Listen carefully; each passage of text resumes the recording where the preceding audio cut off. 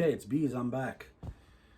That cut off. I don't know why. Something with my phone is not keeping. I don't have enough data on here. So, what I'm gonna do for anyway, by the way, is I'm not gonna have any of this edited. I'm not gonna have my buddy edit any of this. I'm just gonna make the video, record it, finish the video, no editing, nothing, and just upload it, and that's it. I don't have anybody to help me. I don't want anybody to help me. This way, I'm doing it by myself. I'm just speaking from the heart, and I'm telling, my stories, and if people find it interesting, they find it interesting. I can't upload this stuff to this. I was trying to send to my buddy, and then I was gonna edit everything and make one long video, but it's just gonna be a series. But nothing's gonna be edited. It's me taking the video, and then it's ending, and I'm gonna post them. So this is the second half of part 2. I uploaded part 2, the first half. Now I'm gonna continue. So just to let you know, I'm down here in the basement again. I've got my one of these vibrating cushion things that you put on a chair. So as I was saying about being the doctors and the counselors in the hospitals, and Jesus, oh man, the roommates that you had, and it's just the experiences.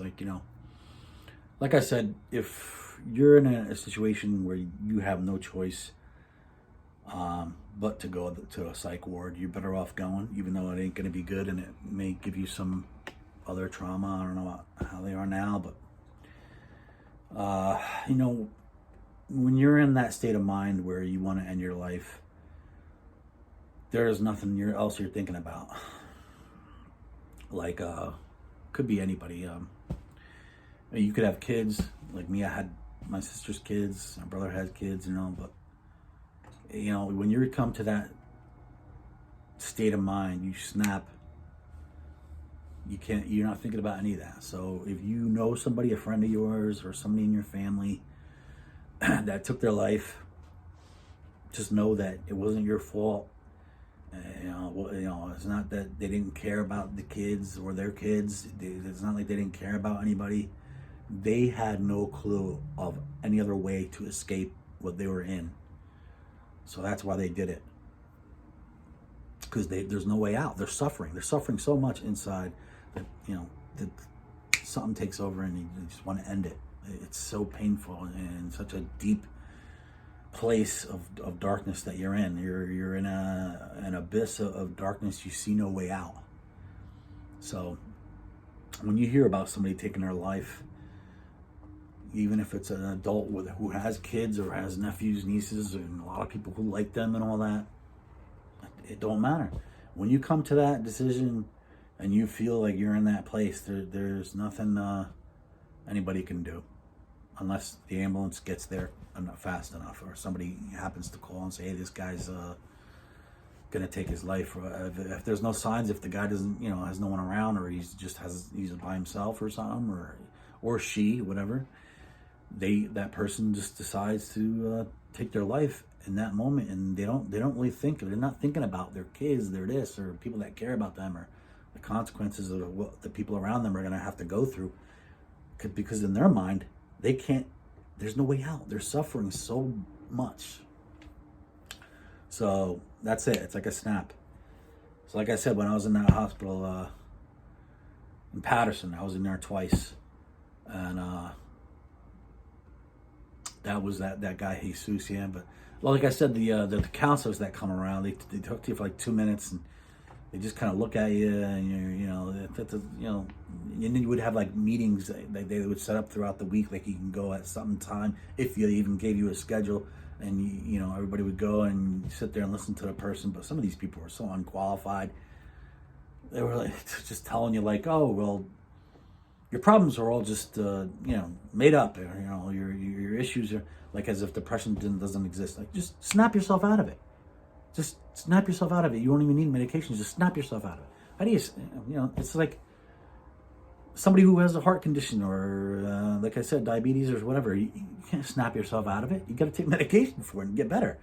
It's like just like mental health. You got to go for therapy. You got to change the way you think. Take medication if it's good for you and it helps. Medication can keep you alive until you're stable. If you are stable, then you stay on a certain medication, or you go for therapy. Eventually, maybe you can get off medication. But either way, before you're released from that hospital, they should get you to a place where you're stable. But unfortunately, they don't. Like a lot of times I was let out and I was no better. Just like when I went in 2009, I was in Patterson twice. Believe me, anybody who lives near that area, Passaic County or anywhere near there, try to avoid it, because you got people there that are like got arrested or something, and the judge somehow they trick the judge into thinking they have mental health issues. Some of them don't, and they'll send them down there, and they are only there for a few days. But man, they're mixed in with you there with the people who really have issues, and they're just causing more problems for everybody. I mean, some of them may have mental health issues, but most of them are just trying to avoid jail because they'd rather be there.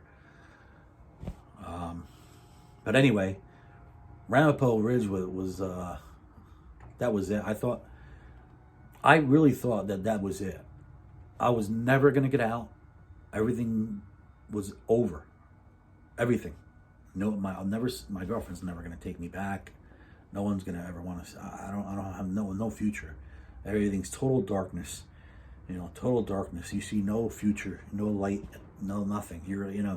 It could be a totally sunny day or whatever, and you are in hell. You don't see color. You don't. You're just. There's nothing that can help when you're in such a dark place. I can't even explain the darkness. The feelings you have. But well, somehow I made it. Somehow I got out of it. I'm here today. I mean, that was in 2012. I was in Ramapo Ridge, which is now 2021. So that's 9 years ago. So it's a long way. It's a long way, and I believe I don't think I'll ever have to go back to a psych ward. But back then, when I was in there, I thought that was it. I was going to be committed to like a long-term facility. And I was more upset that I'm not going to get a chance to kill myself. I'm going to be stuck in some ward and rotting away, and no one's going to come visit me. My girlfriend's going to be gone. I don't know. I just thought that was it. I'm over with. Those are all the thoughts you have, and there are no positive thoughts. I mean, when people came and visit me, it was like, I would just lose it. I couldn't barely look at them. I couldn't speak. I was trembling, and just like, it was horrible. And the insurance companies, like I said, they just want to push you out. It's not like when you have a physical injury, like you break your arm, you're in the hospital, or they just, all right, you got to leave with your arm hanging off. They wouldn't do that. They keep you there until you're healed, and you can, use the. You could use the bathroom. You could do this. When you're in a hospital. Like I was also in the hospital with my cancer. I'll get to that later. I had cancer. I had a major surgery. I had colon cancer. They had to take out a part of my colon. I'll explain that later. But I had to stay in the hospital until I was able to go to the bathroom. Until I was able to walk. I could actually, do things. I could, but mental health. Your mind isn't healed, but they'll let you leave because they just want to push you out. Sometimes it's better not to have insurance because those people, they just stay. I think I said that before. But that place it was at night. All you would hear was the sounds of doors constantly opening, and they were very strict with your stuff. You had to have to even change your clothes. You had to have the lady. If you could find the lady, there was like one lady, poor lady worked her ass off. One lady running the whole floor. She would have to come give a key to get into your cabinet, to get into your clothes if you wanted to change after your shower or whatever. When you're in the shower, like I said, they time you. They see you.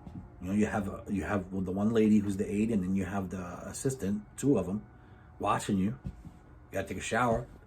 Water's freezing cold, so take a freezing cold shower. or you have to sit there and wait until it gets warm. By that time, they're like, shower time's up, get out. So you got to jump in the cold water pretty much.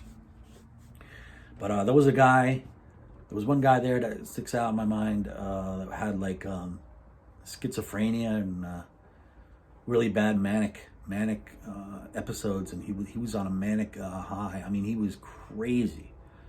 He must have been. What happened was I found out he was off his meds, obviously, and he was put in there. His name was Brian. He was huge. He was like, the size of a football player, like a linebacker. He was the size of a refrigerator. Big guy, big neck, big, heavy too. You know, maybe a little overweight, but he was. You know, you could tell he was really strong. I mean, sometimes he'd be out of control. They would have to call the security, or the things go off. They'd have to come in, 3-4 guys come in, security guys, and they hold him down.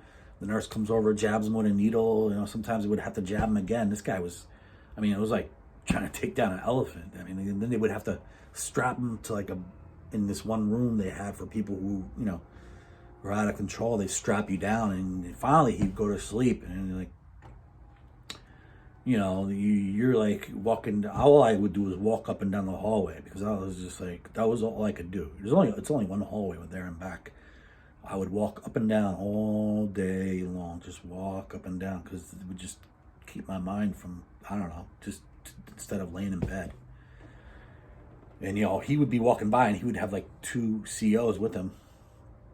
Like I might have explained before, a CEO is somebody who has to watch you do every little single thing, go to the bathroom, blah, blah, blah.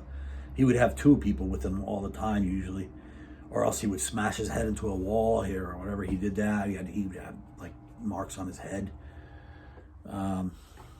This guy was, there was, all different types of people. Some people, like I said, are very just quiet. Others are, some of the people are manic and they just talk a lot.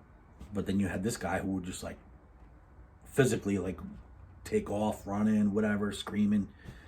He one time came into my room, and luckily the guards took him out of my room, whatever. And I was like, I was half asleep. Like, what's this guy doing? He was a scary dude, to be honest. And like, it was my second time back. I was out and I was back in.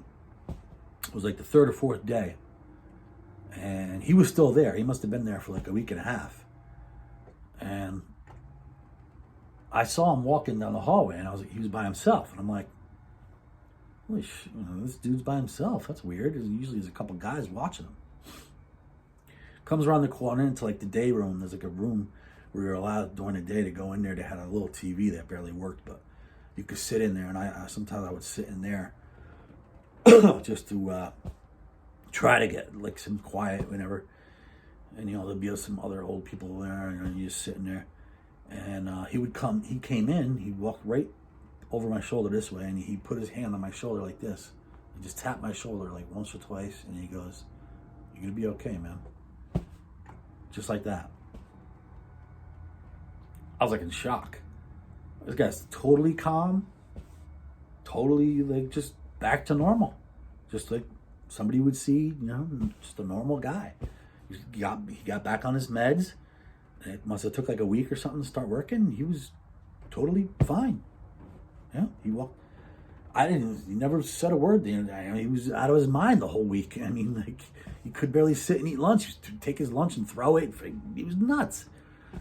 He's a huge guy. And he walked right by me, just tapped me on the shoulder, and he goes, "You're gonna be all right."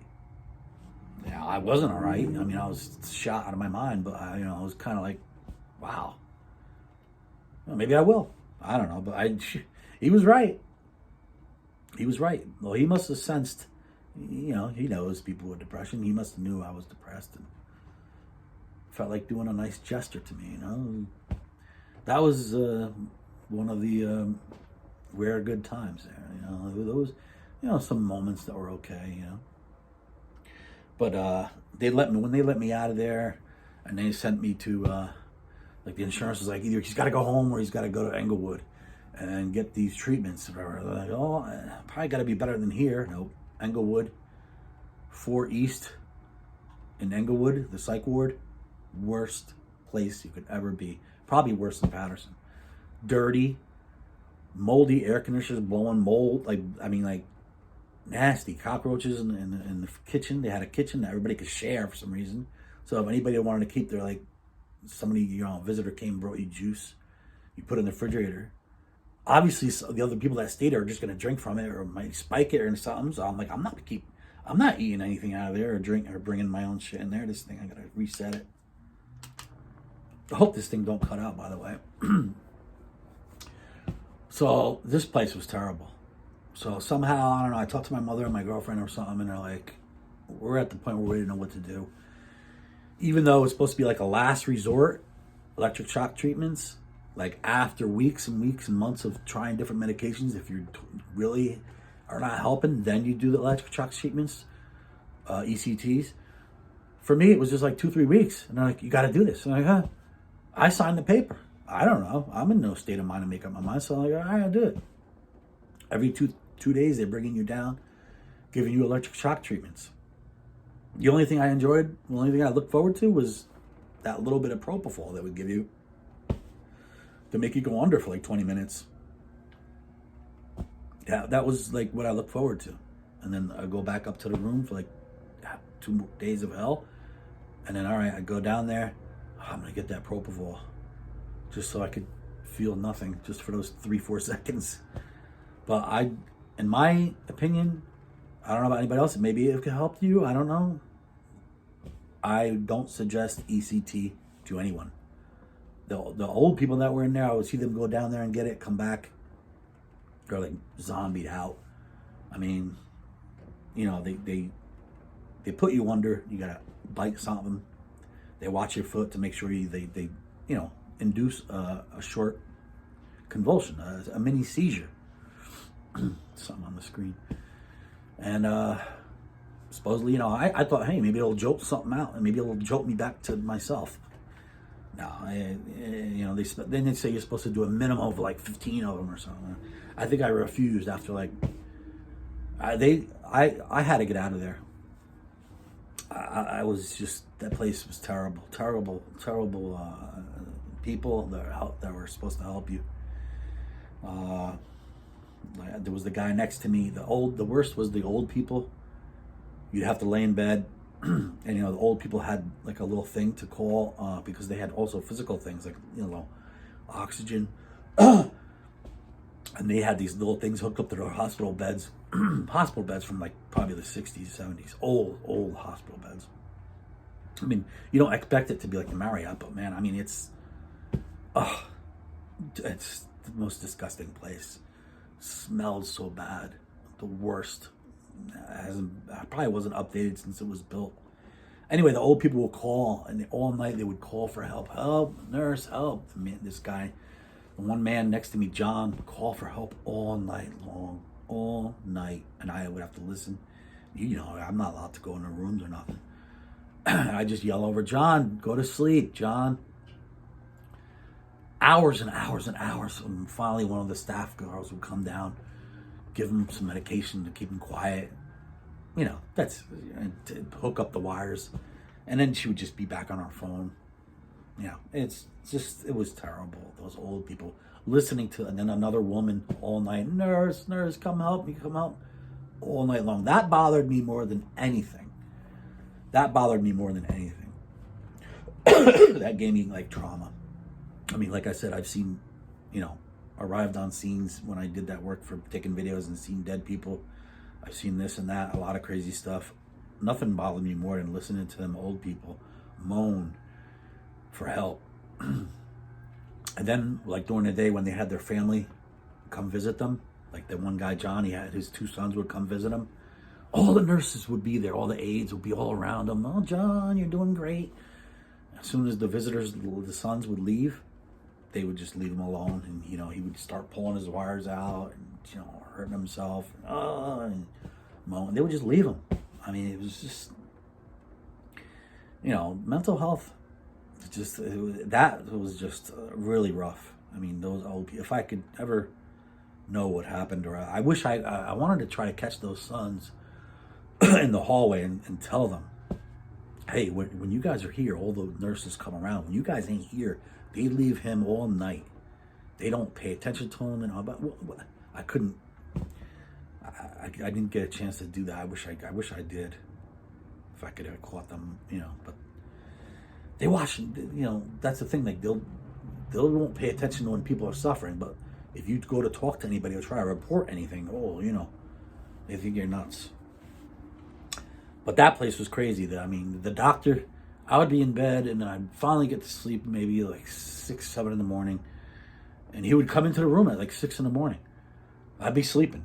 Brian, I'd look at him. Okay, well, mark something on the paper, boom. $300 for him to look at me for 2 seconds. I didn't even know it. He wasn't even under my insurance. Wasn't in my network. Never told me. Nothing.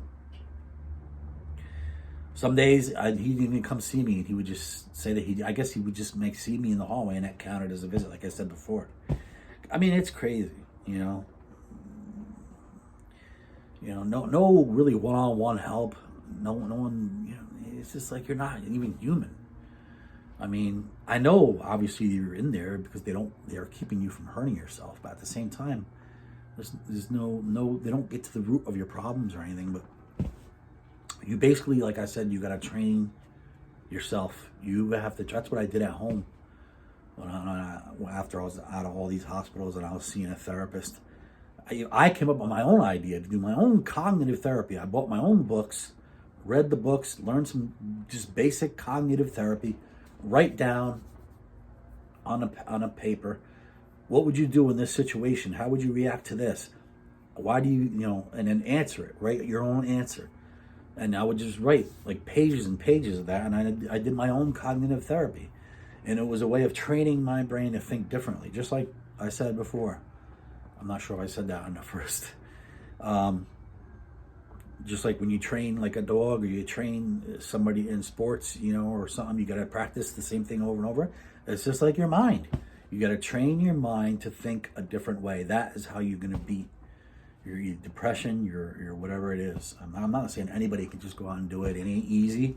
It's definitely not easy. It's very difficult, but you have to do it. You got to train your mind to think a different way about everything, to get into a different way of thinking. You got to change your whole way of thinking. And you got to train it. You got to write, do a lot of writing, which I did. And I went to my therapist, and they did change my medication to a different one. And finally, I came out of it. It took months, though. It took months. Thank God I had my girlfriend that would take me out in the middle of the winter, 30 degrees. I didn't want to leave the house. I was in such a dark place. And she would walk me around the track, make me walk around the track. And it would help a little bit.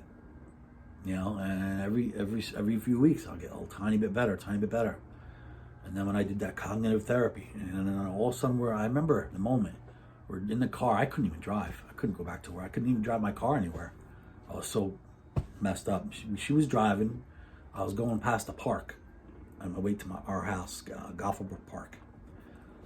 And all of a sudden, almost like a snap, kind of like it took a few minutes. I looked around. It was a sunny day, and I looked around at the colors and the trees, and all of a sudden, I just started coming out of it.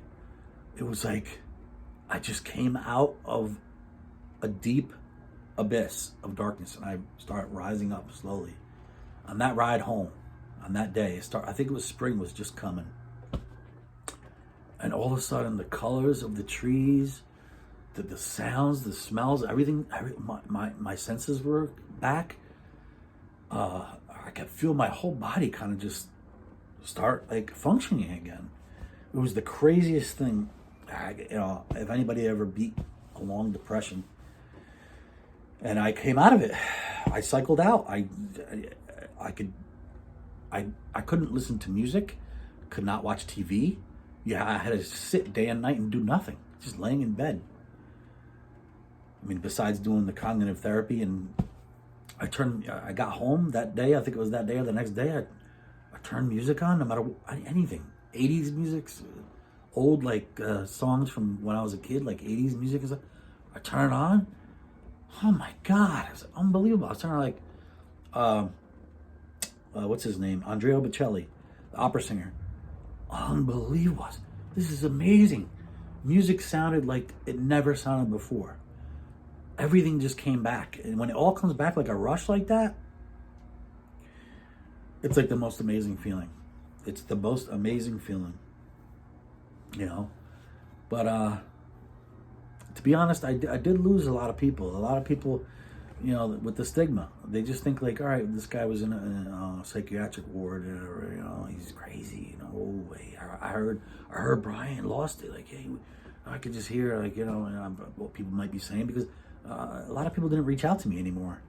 You know, I lost a lot of people. I don't know. You know, it's just, you know, you tell them and they're kind of like, you know, there's nothing to be ashamed of. It's just like any other, you know, issue. I mean, people have physical issues, they have to beat it. You got a mental issue, you got to beat it. You know, I think overall I'm much stronger, even a better person. And that was the toughest time, because your mind is the strongest, the strongest thing there is on this earth, your mind.